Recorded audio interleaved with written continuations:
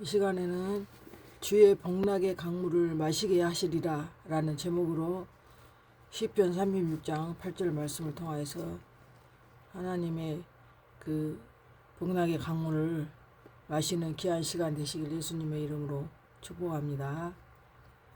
시편 36장 8절 그들이 주의 집에 있는 살찐 것으로 풍족할 것이라. 주께서 주의 복락의 강물을 마시게 하시리이다. 아멘. 하나님의 집에는 살찐 것, 살찐 것이 풍족할 것이라고 했습니다. 주님의 그 복락에 즐거운 복이 있는 그 강물을 하나님께서 마시게 하시라고 시편에 이렇게 기록을 하고 있습니다. 우리 그 강물이 성경에서 다 하나님 말씀을 상징한다고 그랬죠.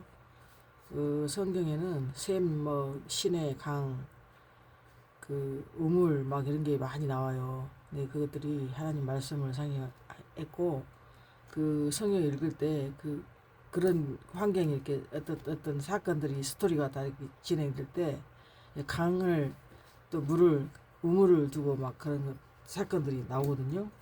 그런 것들을 이렇게 유심히 살펴보면서 이 하나님 말씀을 상징했구나. 그런 생각으로 그 성경을 보시면 훨씬 깨달음이 깊습니다. 에스겔 47장 9절 강물이 이르는 곳마다 번성하는 모든 생물이 살고 고기가 심히 많으리니 그랬잖아요.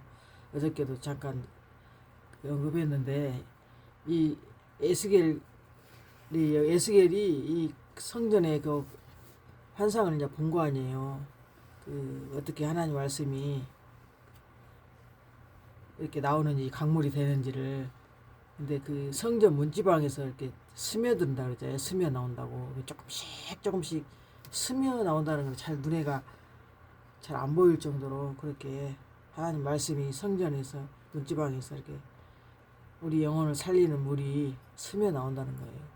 근데 이 강물이 이르는 곳마다 번성하는 모든 생물들이 다 산다는 거예요. 이 성전 문지방에서 스며나는 그 물이 모든 생물이 살고 또 고기가 심히 많으리니. 고기도 여기 사람을 상징했어요. 물에서 사는 거니까 물고기죠. 심히 많으리니 이 물이 흘러 들어가므로 바닷물이 되살아나겠고 이 강이 이르는 각처의 모든 것이 살 것이며 또 이 강가에 어부가 설 것이니 엔게디에서부터 에네글라임까지 금을 치는 곳이 될 것이라. 그 고기가 각기 종류를 따라 큰 바다의 고기같이 심히 많으려니와 그랬어요. 그 짐벌과 갯벌은 되살아나지 못하고 소금 땅이 될 것이며 그랬어요. 여기도 짐벌 갯벌도 이렇게 땅이 사람의 마음을 상징했다 그랬잖아요. 근데 그 짐벌과 갯벌은 하나님 말씀이 들어가도 살아나지를 못한가 봐요. 바다 같은 데 보면 저기 뻘이 있는 그런 지역들이 있어요. 보면 그 안에서 막 여러 가지 막 조개도 나오고 지렁이도 나오고 막 그런 걸 봤는데 이 강물이 스며들어서 각처로 이렇게 막 흘러 들어가요. 이렇게 조금씩 이렇게 스며 나온 것이 막 발목, 무릎, 허리 더 위로 더 막 계속 강물이 이제 많이 불어나서 막 흘러서 가는데 바다에까지도 들어가나요. 바다까지. 이 강물이 이르는 곳마다 번성하는 모든 생물이 살고 고기가 심히 많으리니 이 물이 흘러 들어가므로 바닷물이 되살아나고 그러세요. 바닷물도 이제 살 수가 없는 오염되어 있는 그런 것이겠죠. 우리 성경에서 오늘 본문에서 보면 엔게디에서부터 에네글라임까지라는 그물을 친다고 그랬잖아요. 그물 쳐갖고 물고기 잡는 거예요. 근데 거기가 엔게디가 이제 염소의 우물이라는 뜻이고 에네글라임은 두 송아지의 샘, 두 영혼의 샘 그랬어요. 근데 이스라엘 지도를 보면 사해바다를 중심으로 서쪽에 사해바다가 요단강 저 갈릴리 바다, 저 헤르만 산에서부터 갈릴리 바다, 그 다음에 이렇게 요단강, 그 다음에 사해바다를 이렇게 가잖아요. 물이 흘러서. 근데 그 사해바다 왼쪽에, 서쪽에가 엔게디가 있어요. 근데 그 엔게디서부터 에네글라인까지 사해바다 그 북쪽 끝이 사해바다가 여기 있잖아요. 그러면 그 북쪽 끝이 에네글라임이에요. 근데 거기까지 금을 치는 곳이 될 것이라 그랬어요. 그 그물을 쳐서 그 고기가 각기 종류를 따라 큰 바다의 고기같이 힘이 많으려니와 짐벌과 갯벌은 되살아나지 못하고 소금 땅이 될 것이며 이 소금 땅은 그 식물 같은 거 심을 수가 없잖아요. 원래 사해바다 근처가 사해바다가 그 고기들이 살 수가 없대요. 일반 바다보다 10배나 그 염도가 높다는 것입니다. 그래서 거기서는 고기가 살 수가 없는데 이 성전에서 스며 나오는 물을 그 계속 이렇게 막 점점 강물이 많아지잖아요. 그게 이제 나중에는 그 좀 사해바다가 그 성경의 예언대로라면 그게 이제 농도가 이제 염도가 더 약해진가 봐요. 그러니까는 이렇게 그 고기가 각기 종류를 따라 이렇게 많아진다고 했잖아요. 근데 점점 그 사해바다를 지나서 계속 흘러내려가겠죠. 강 좌우에는 12절에 각종 먹을 과실 나무가 자라서 그 잎이 시들지 아니하며 그러니까 이 물이 성전에서 스며 나온 물이 계속 흘러서 강가에까지 가갖고 그 강 좌우에 각종 먹을 과실나무가 자라서 그 잎이 시들지 아니하며 열매가 끊이지 아니하고 달마다 새 열매를 맺으리니 그 물이 성소를 통하여 나옴이라. 그 열매는 먹을만하고 그 잎사귀는 약재료가 되리라. 아까 성전에서 나오는 그 물이 성소를 통하여서 나온다 그 말이에요. 근데 그 예수님이 우리의 성전이라고 그랬죠. 성전. 우리도 또 성전이고 성령이 너희 안에 거하시는 걸 알지 못하나. 네 몸이 성전이다 그랬잖아요. 그러니까 예수님도 성전인데 예수님을 통해서 이 생명수가 성전 문지방을 통해서 나오는 것을 이스라엘 그 땅의 그 지명을 통해서 지금 이렇게 설명을 하는 거예요. 눈에 보이지 않는 것을 설명하려면 그러지 않은 게 눈에 보이는 그 환경을 통해서 하나님께서는 천지창조 때부터 이미 그 이스라엘이라는 땅을 예정하셔서 동네 이름까지도 다 정말 소름이 끼칠 정도로 하나님이 오래 천지창조 때부터 예비해 놨다는 것을 알 수가 있어요. 예수님이 하늘로서 내려온 산 떡이라고 그러잖아요. 예수님 자신이 생수이시고 하늘로서 내려온 산 떡이에요. 그래서 떡은 영의 양식 하나님 말씀을 상징했잖아요. 근데 그 예수님이 아기 때 어디서 태어나요? 베들레헴에서 태어나잖아요. 베들레헴이 떡집이라는 뜻이거든요. 근데 예수님이 거기 떡집 가서 말구육관에서 이렇게 탄생을 하셔요. 그러니까 그 베들레헴이라는 집이 태초부터 이미 그 땅이 그렇게 지명이 있었다는 거 아니에요. 성경 읽으면서 참 정말로 이 이스라엘 땅을 지명과 이런 환경을 보면 정말로 놀랄 일이 한두 번이 아니에요. 그래서 우리가 지명을 잘 알아야 되기 때문에 내가 이렇게 메인 화면에다가 이스라엘 지도를 이렇게 놨는데 여러분들도 한번 학대해서 보세요. 그 엔게디가 어느 쯤인지 그리고 막 느보산 성경에 나온 지명들이 쫙 있잖아요. 그게 다 하나님의 그 천국 가는 약도예요. 이 지명들이 우리가 번역이 안 돼서 그런지 번역해갖고 다 찾아보세요. 천국 가는 약도가 다 하나님께서 거기다 다 숨겨놨어요. 히브리 언어, 헬라어, 아람어 다 그렇게 번역이 안 돼가지고 성경이 나왔는데 그걸 번역해서 보면 하나님께서 다 숨겨놨어요. 하나님의 계획을. 그래서 저는 이제 손목사는 그걸 하나님께서 일찌감치 깨닫게 해주셔서 그걸 이제 파고드는 거죠. 몇 년 동안. 그래서 이제 성경을 더 깊이 아는 거죠. 이사야 19장 6절에서 1절에서 8절까지 보면 이 아까 성전에서 나오는 그 복락의 강물이 있지만은 또 악취가 나는 애국강이 있어요.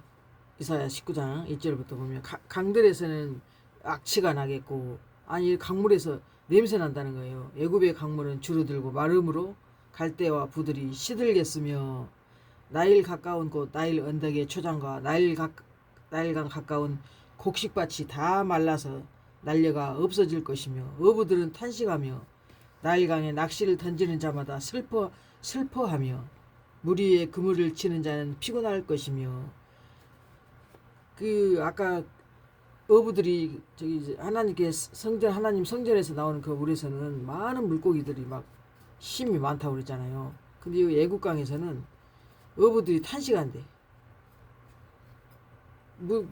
슬퍼하며 탄식하며 낚시를 던지는 자마다 슬퍼하며 물 위에 그물 치는 자는 다 피곤하다 그러죠.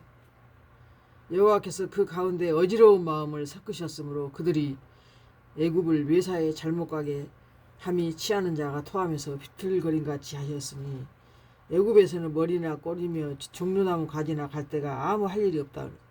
그러니까 애굽은 세상을 상징했다고 그랬잖아요. 애굽 뜻 자체가 검은 땅이에요. 검은 땅, 죄악의 땅이에요. 이 세상을 상징했어요. 실제로 애굽이란 나라에서 이스라엘 백성들 430년 동안 종살이 하다가 이스라엘 백성들 모세를 통해서 이렇게 데리고 나왔잖아요. 탈출했잖아요. 근데 그 죄악의 땅을 실제로 그 애굽 땅을 통해서 하나님의 그 계획을 지금 말씀하는 거예요. 그 애굽 땅에 있는 애굽 강이 있는데 그게 나일강이에요. 나일강. 나일강 뜻도 검다는 뜻이고 애굽이라는 뜻도 검은 땅이라는 뜻이고 다 그게 그쪽으로 죄가 많은 세상을 상징했어요. 근데 거기다가 그 강물에서 애굽 강물에서는 악취가 난다는 거예요. 악취. 그래서 그 악취 안에서 물고기 잡아야 먹을 수 있겠어요. 그래서 어부들이 탄식하고 슬퍼하고 피곤하다고. 왜? 하나님께서 거기다 어지러운 마음을 섞어버렸다. 애국 강에 그 낚시하는 사람. 아니 지금 물고기 잡은 사람 누구예요? 더 예수님 제자들도 물고기 어부의 집 출신이잖아요. 베세다 출신. 그 베세다가 어부의 집이에요. 물고기 잡는 사람들 집. 그런 어부들이 탄식할 수밖에 없는데 냄새가 나니까 그 강이 아실 수 있겠어요? 그래서 애굽에서는 머리나 꼬리나 갈대나 종려나무 가지나 다 아무 할 일이 없다 그랬어요. 왜냐면 물고기 잡을 수가 없으니까. 세상에 속한 교회들, 세상에 속한 그 육적에 속한 목자들 그들이 탄식한다는 거 아니에요. 왜 하나님이 막 어지러운 마음 섞어버렸어요. 더러운 강물에서 있으니까 맑은 물로 성전님 지방에서 흘러나오는 생명의 말씀을 마셔갖고 그 영이 깨끗해져야 되는데 그 영이 더러운 물 마시면 더러울 수밖에 없는 거예요. 병 들 수밖에 병이 드는 거예요. 더러운 물 마시면. 예레미야 2장 18절에도 보니까 네가 10월에 물을 마시려고 애굽으로 가는 길에 있으면 어찌 됨이요 그랬어요. 네가 그 10월에 물 마시려고 했지 애굽으로 가냐? 응? 지금 하나님이 그렇게 말씀하시는 거예요. 10월도 이게 흙탕물이라는 뜻이거든요. 그러니까 애굽으로 가는 길인데 그 검은 땅으로 가는데 흙탕물을 지나서 애굽 검은 땅으로 가는 거예요 지금. 그거가 왜 있냐 그래요 지금. 10월에 물 마시려고 지금 그 강물로 가냐? 또 네가 그 강물 마시려고 아수르로 가는 길에 있으면 어찌 됨이냐? 네 악이 너를 징계하겠고 네 반역이 너를 책망할 것이라. 그런즉 네 하나님 여호와를 버림과 네 속에 나를 경외함이 없는 것이 악이요 고통인 줄 알라. 주 만군의 여호와의 말씀이니라 그랬어요. 이 10월과 애굽 그쪽은 그 가나안 땅 있잖아요. 지중해 이쪽에 바로 옆에 있는 그 가나안 땅하고 그 경계선 애굽으로 가는 길 경계선이 그가. 근데 거기 더러운 물 애굽으로 왜 가려고 하냐? 하나님 말씀하시는 거예요. 하나님이 주시는 그 순전한 생수를 버리고 세상의 그 풍요와 힘을 쫓아 그 마시는 세상의 그 혼탁하고 더러운 물, 그 인본주의, 하나님이 그 신본주의, 하나님이 말씀을 먹는 게 아니라 세상적인 모든 것, 인본주의와 그 정욕, 세상적인 사상, 세상적인 학문, 탐욕 그런 것들을 먹었다는 거예요. 영적으로는 지금 실제로는 그 애굽으로 가지만은 그 환경 자체를 그렇게 세팅을 해져 있는 거기를 이제 하나님께서 설명을 쉽게 하기 위해서 지금 영적인 말씀을 하고 있는 거예요. 지금 왜 애굽 땅에 가려고 하냐? 아수르로 왜 가려고 하냐? 그쪽으로 그 강물 더러운 물 마시려고. 요한복음 7장 38절에서 보면 나를 믿는 자는 성경의 이름과 같이 그 배에서 생수의 강이 흘러나오리라 하시니 이는 그를 믿는 자들이 받을 성령을 가리켜 말씀하신 것이라 그랬잖아요. 예수님이 생수의 강물을 우리 배에서 생수의 강이 흘러나오게끔 예수님이 우리의 그 생명수를 살리는 분인데 그걸 예수님을 놔두고 세상적인 것을 따라가는 거지. 그래서 이 애굽의 물과 그 시월의 물은 나일강 물은 나일도 검은 땅 뜻이고 애굽도 검은 땅이고 시월도 흙탕물 탁하다 어둡다 검다 이런 뜻을 가지고 있어요. 에스겔 47장의 그 강물의 근원이 바로 성전 문지방에서 흘러나온다고 했잖아요. 조금씩 스며 나오는 그 물은 바로 예수님이 성전이잖아요. 내가 그 제자들이 예루살렘 성전 보고 예수님께서 그랬잖아요. 저 성전을 허물라 내가 3일 만에 지은다고 그랬잖아요. 원래 그 예루살렘 성전은 그 솔로몬이 40 40년인가 그 오랜 세월을 거쳐서 몇십 년 만에 지은 거잖아요. 근데 예수님이 나는 3일 만에 성전 지을 수 있어 그랬어요. 근데 제자들이 그 말을 못 알아먹는 건데 자기 육체를 가리켜 말씀하셨다고 성경에 나와요. 십자가에 못 박혀 돌아가신 후에 3일 만에 부활하잖아요. 그 당신 몸이 성전이니까 3일 만에 부활하니까 그게 성전이 짓는다. 그렇게 제자들에게 말씀하신 거예요. 에스겔이 보았더니 에스겔 47장 그 성전은 바로 예수 그리스도이시며 그리스도께서 우리에게 부어주신 생명의 강물입니다. 그게 예수님을 믿고 우리가 그 안에서 거하는 성도가 이제는 걸어다니는 성전이 된 것입니다. 우리 너희 몸이 하나님이 성령이 전이라고 그랬잖아요. 하나님의 성령이 너희 안에 거한다 그랬잖아요. 그러니까 우리 몸이 이렇게 걸어다니면 성전이 움직이는 거예요. 걸어다니는 성전이 되는 거예요. 목자이신 예수님의 성령, 그 성령이 우리 안에 임할 때 우리 내면에서부터 배에서 영적인 생수의 강물이 터져 나오는 거예요. 그래서 배에서 생수의 강이 터진다는 거지. 우리가 뭐 밥 먹고 나서 물 한 잔 먹었는데 그 생수의 강이 터집니까? 그게 다 영적인 말씀을 상징했다고 그래요. 목자이신 예수님께서 우리 안에 임할 때, 예수님이 우리 안에 임할 때, 성령이 임할 때 우리 배에서 생수의 강이 넘쳐 흐르는 거예요. 그게 성령 받았다고 그래요. 성령. 그래서 그 성령이 생명수가 정욕과 짐승 같은 우리 인간의 본성을 그 안에서부터 깨끗하게 씻어내는 거예요. 그래서 우리가 말씀과 기도로서 거룩해진다고 했잖아요. 우리가 죄를 닦는 방법이 있어요. 뭐 목욕하고 지가 닦아진 게 아니고 목욕하면 몸에 있는 구정물이 빠진 듯이 하나님의 생명의 말씀은 우리 영혼의 모든 때를 다 씻어내는 거예요. 말씀으로. 그래서 말씀과 기도로서 거룩하여지니라 그랬잖아요. 그 생명수로 우리 영혼을 깨끗하게 씻어내고 치유하고 살려낸다는 말씀입니다.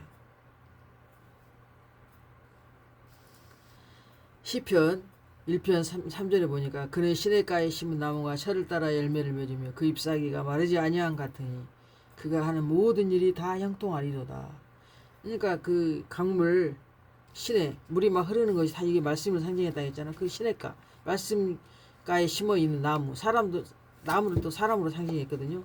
그 시냇가에 심은 우리가 나무가 철을 따라서 봄 가을 겨울 이렇게 철을 따라서 열매를 맺으며 그 잎사귀가 마르지 아니한 같으니 그 하는 모든 일이 다 형통하라. 하나님을 가까이 하면 네게 복이다 그랬잖아요. 이 말이 그 말이에요.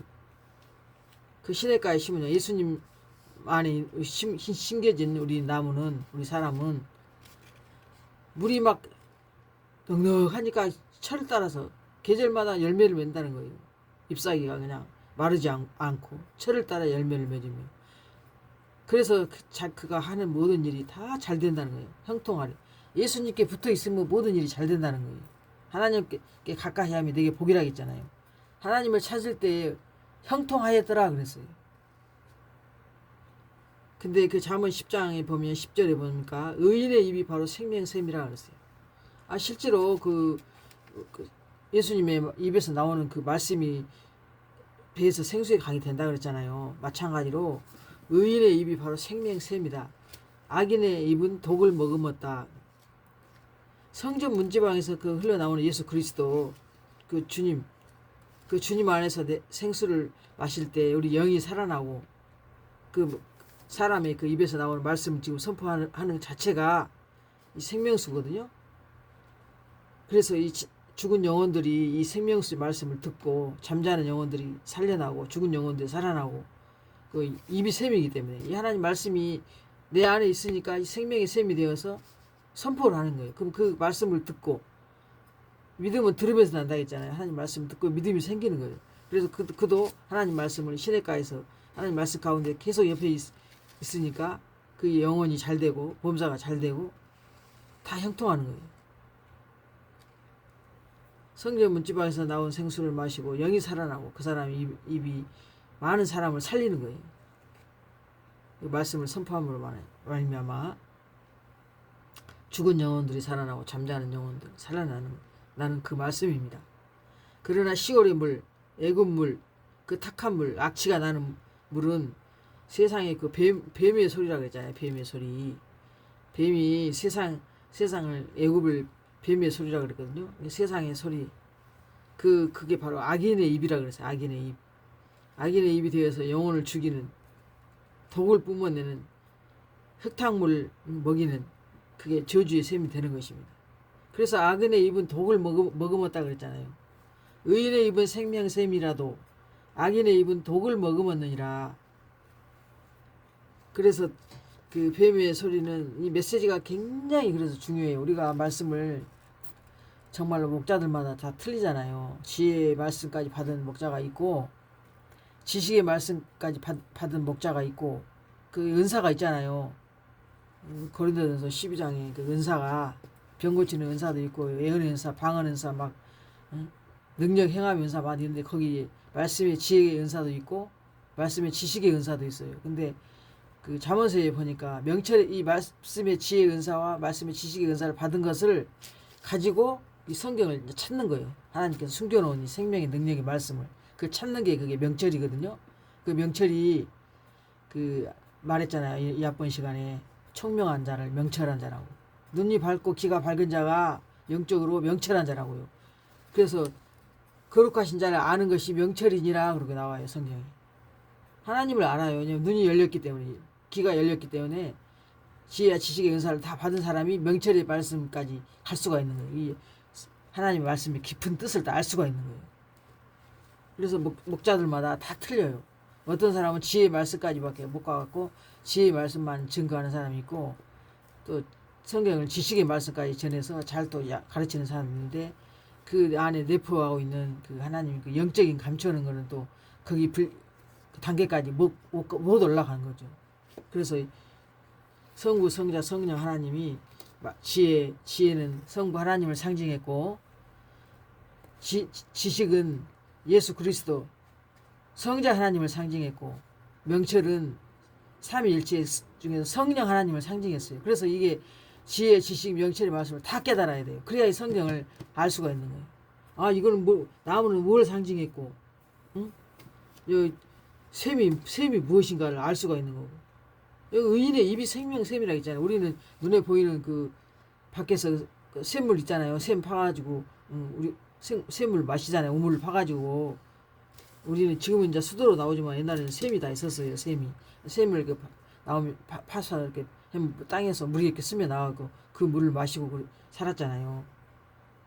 이게 눈으로 보는 거, 성경은 안팎으로 봐야 돼요. 이 눈으로 실상으로 앞에 보이는 것과 문자로 보는 것과 실제로 보는 것과 또 영적으로 하나님께 하시는 말씀. 성경은 안팎으로 기록됐어요. 안팎으로. 안의 말씀과 겉의 말씀이 있는데 이 명철의 지식까지 지혜의 지식과 명철의 말씀까지 깨달은 자들은 그 안팎으로 그 내용을 다 아는 거예요. 그러나 그냥 지혜와 지식까지만 하면 그 안에 있는 그 내용의 뜻을 잘 모르는 거예요.